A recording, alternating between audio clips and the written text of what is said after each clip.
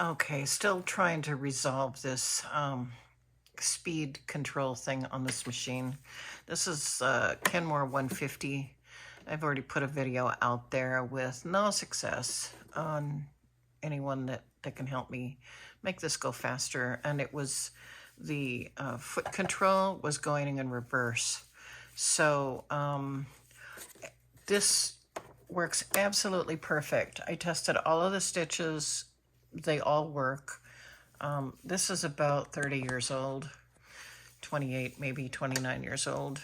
And when you plug in the foot control, when you depress down on it, it's supposed to start the machine, but it goes exactly opposite. So when this is plugged in to the side of this machine here, sorry, it's hard to do this with one hand. And I've demonstrated it in the prior video, and I actually took this thing apart. But anyway, when this is plugged in and it stays plugged in, because it has a tendency to fall out, then it just runs automatically, and you have to press down the presser foot in order to make it stop. So that's pretty irritating, but it is super, super slow.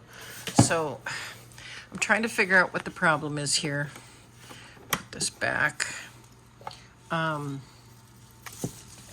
course I would drop it. Sorry, I'm in a wheelchair here, so it's really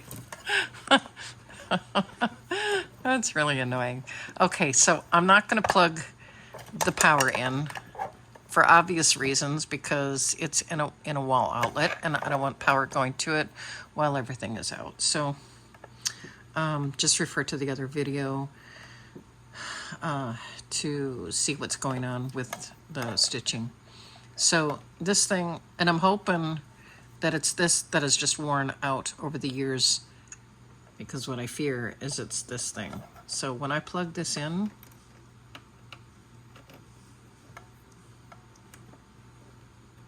it has a tendency to pop out. Let me just get a little closer here. But when the other thing is plugged into the power slot, then this generally rests against that, and it'll stay plugged in. All right, so when it stays plugged in, then you have to depress this to make the machine stop, when it should be directly opposite. So this is a little loose, and I don't know why. I'm hoping that this isn't ruined in here. But anyway, so I took this apart,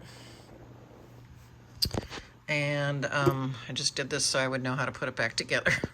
So little screw goes here, and then 1, 2, 3, 4, 5 screws here. Ignore my sewing mess. I should have just cleaned it up before the video, but I'm not going to. So this, I have to get my other hand. That works. All right, so this comes out of here. This little thing right here, I have no idea what it's for, because it does nothing. So I don't even know why it's there. But yeah, nothing is ruined, nothing is fried, nothing is, well, this is a little discolored, but, oh, I guess it's not. So, yeah, it's just probably a little grease or whatever, I don't know. Okay, so hopefully you can see all this in here. This is after 30 years of use, not continuously, but it looks really, really super clean, to me anyway. This is the motor, and it doesn't look like there's anything obstructing anything. Hopefully can get the light in there. I'll try to lighten the video. And sorry if you hear creaking, that's my that's the seat of my chair. Sorry, there's nothing I can do about it. Okay, so this right here, This is the on-off power switch, and this is where the little foot control pedal plugs in. So it doesn't look like there's anything, you know, dirty, missing, frayed. Everything looks pretty much intact. So I am really confused as to why I don't want to open this thing. It looks too much work for me. Sorry, let me move this chair back here.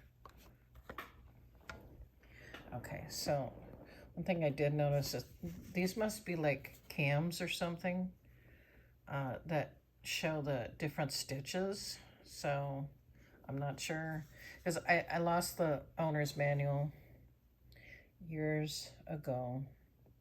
So, but it looks like it's a combination of something. Kind of interesting. I've never looked underneath here, so.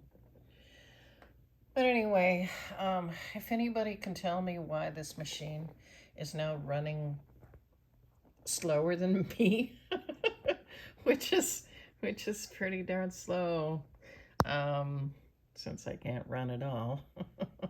But anyway, it hasn't stopped. It doesn't sputter.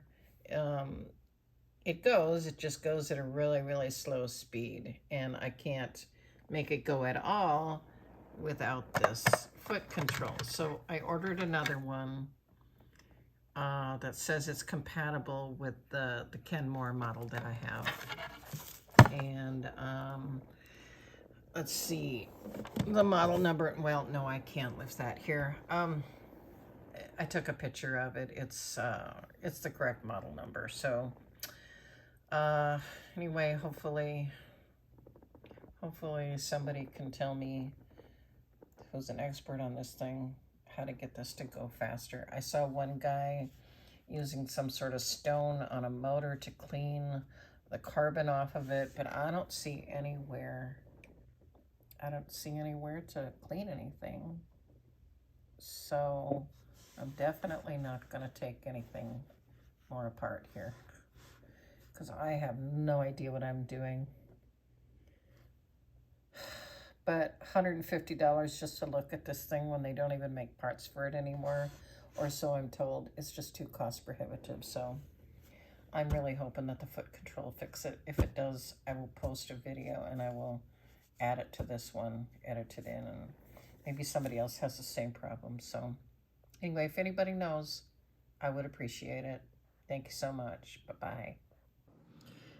Okay, so here is the model number to my Kenmore. Let me see if I can, again, ignore the mess, please.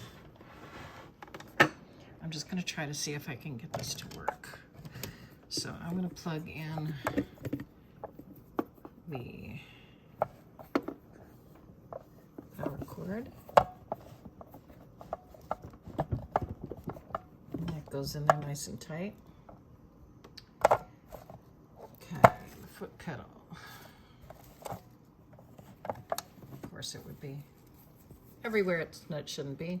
Okay, so I'm going to plug this in. All right. Oh, let me just turn this machine around for a second. Oh. Okay. All right, let's get something to sew. All right, I'll just put this in here. Or not.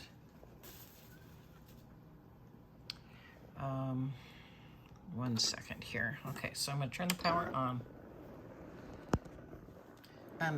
I did oil this, so I was making bobbins. Hold on a second. I will be right back. All right, I decided to put a fresh bobbin in there just so you can see that that works too. So I'm going to plug this in. Please stay in. I probably should just tape it. And then, you know, to get it going, how am I going to do this with one hand? Okay. Put the bobbin thing over there. And then, okay, press down and nothing. Okay. Okay, let me stop this a second so that I can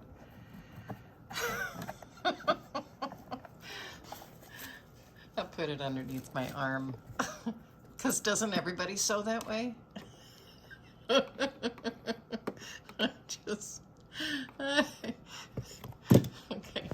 All right, so cheap entertainment here. All right, so press her foot and it goes slower than molasses. Well, it's not. It's supposed to go much faster than that. So, yeah. All right, let me stop this because I'm not going to run a full bobbin. Or maybe I will, and I'll just come back when it's done. All right. Stay tuned. Okay, so the bobbin is fully wound. I'm going to take this off of here. Put it back in my little jar. It's cute. It's a little bobbin jar I made during COVID, making masks. It's a Tostito jar. I think it's cute. And then you made this one too. But anyway, I digress. All right, so let's just, I've rethreaded this, okay? And I wanted to show you that, you know, I did oil this, and it's nice and clean in here. I mean, there's really nothing to oil. I'll do the hand crank thing here. Everything works wonderful. I mean, I have no idea what this thing is. I wish I knew. I've always kept it in one place, you know, since I got it. Again, 30 years old.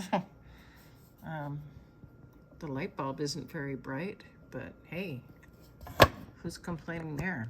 All right, so just for kicks and giggles, I thought I would show you on white fabric. All right, so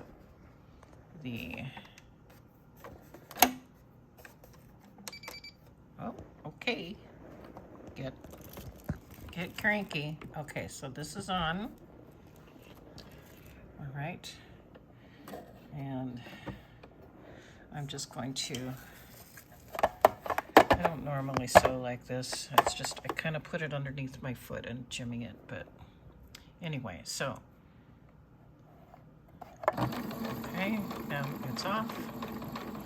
And it's on. I mean, this is on, okay? And it's off. I'm gonna put this and turn this way so I can get a little bit closer and show you that all this works. Oh, sorry, didn't work. Okay, so how can I do this here? I'll put it here. So then I will.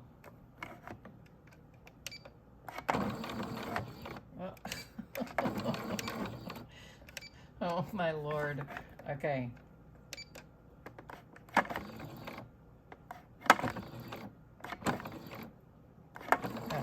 Well, this isn't working the way I had planned. All right. But anyway, the stitches work. Okay. And let me just, all the buttons work here. Okay. Just trust me. I'm going to show you what the stitches look like. These are perfect. Okay. They're good enough for me. All right, so there's nothing wrong with the way it's working. It's just way too slow. And the last time I used this, it was not this slow at all. In fact, it was like a little buzz machine. Okay, so I'm letting go. It's not plugged in anymore. Okay, Plug it back in. And it's, this is so irritating. Maybe I can make it go reverse this way. Yeah, it goes on reverse. And the locking stitch works. Okay. Okay, well, I guess after you do a locking stitch, that's not supposed to work anyway, but I'll show you the way. This is, cut it off here.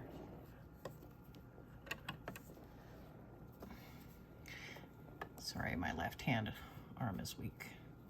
Well, of course, now it's gonna act up. Unbelievable. Okay, well, that was my operator error, but you can see how it works good. See, this is going in reverse, and the locking stitch here. Let's see if we can get one of the decorative stitches going. I know, I should cut the fabric. I mean, I should cut the thread. But I'm not going to because it's just too cumbersome.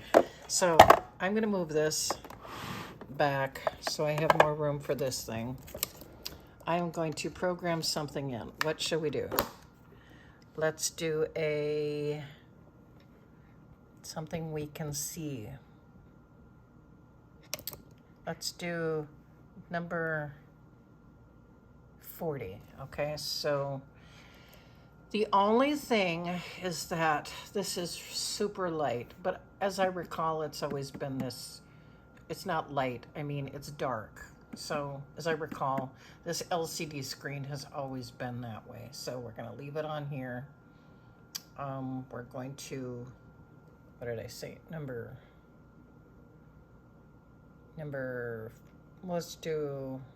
Let's do number 40.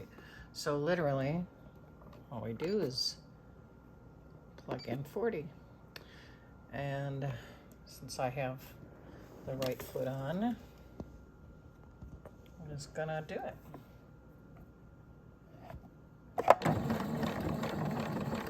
I depressed the control pedal. But I'll show you that this really works well. So there's nothing wrong with the machine except the speed and it going in reverse.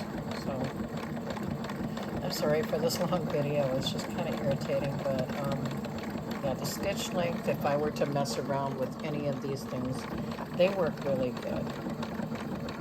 So it just keeps repeating.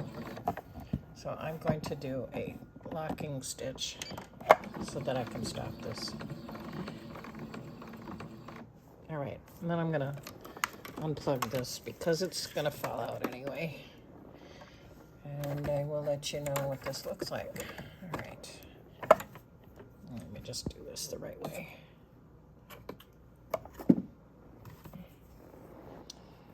Okay, so it just keeps repeating if you don't change it. But see, all the stitches look really nice. And they're all that way. So, yeah, I don't know. So if anybody can help me, I would appreciate it. I'm so sorry for all the little bloopers on here, but I'm kind of desperate to fix this thing. I really don't have the money just to get it, to have somebody take it apart and test it and then clean it when there's nothing to clean, or switch the motor out or do whatever, because I'm told that they don't make these parts anymore. And I just don't want to ruin my perfectly good vintage machine. So there you have it. If you can help out, I would appreciate it. Now I will say bye-bye. Thanks.